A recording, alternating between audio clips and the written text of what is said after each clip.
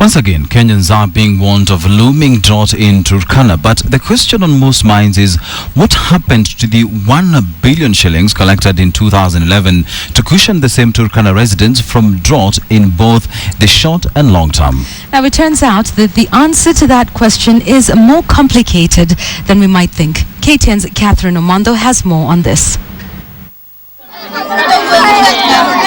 Images that have for decades been synonymous with Turkana.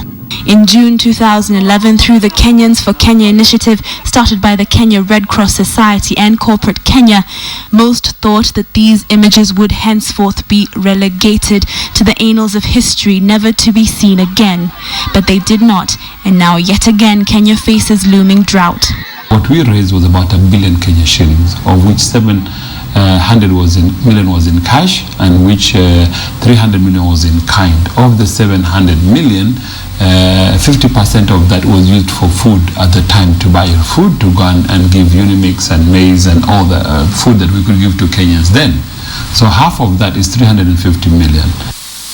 By his calculation, that amount was nowhere near enough to end drought in Turkana, let alone other areas. We were able to, under Kenyan for Kenya program, show 3 pilot projects. 2 were agriculture based, the other one was largely water. We did one in Walda in Moyale. We have 200 acres under cultivation for the community there in the middle of an arid, semi-arid part, who are pastoralists who had lost their animals and now are growing their own food, and they're eating and selling the surplus. But that's a drop in the ocean of that community. The caveat of the program was to give the government a head start in ending drought, not just in Turkana but other parts of the country as well. But the government seems to have failed to pick up the baton from the Kenya Red Cross Society and corporate Kenya. Dr. Kamudhayo Chieng, a conflict analyst, explains that the seeming laxity by the government to pick up the Kenyans for Kenya initiative in Turkana is because northern Kenya has always been seen as someone else's problem. Yeah, negligence on the part of the colonial government plus successive governments. You see, the colonial government in its own divide and rule approach created 2 centers of power. One center of power was an economic power. So it could unleash economic strangulation on the other center. The other center was usually a militarized power.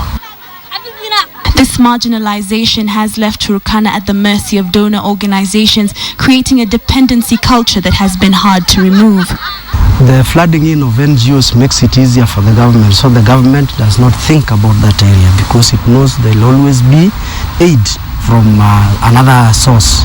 However, the problem also with NGOs is that they would like also to sustain themselves and make themselves relevant. When it comes to aid agencies, I think the government must take the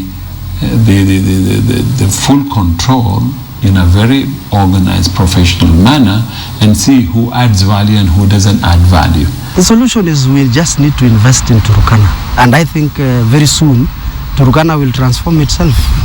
So as the Kenya Red Cross Society predicts looming drought, all eyes are on the government, both county and national, to finally take the baton and find a lasting solution to drought, famine, poverty, conflict and ignorance that plagues northern Kenya. Catherine Omondo, KTN.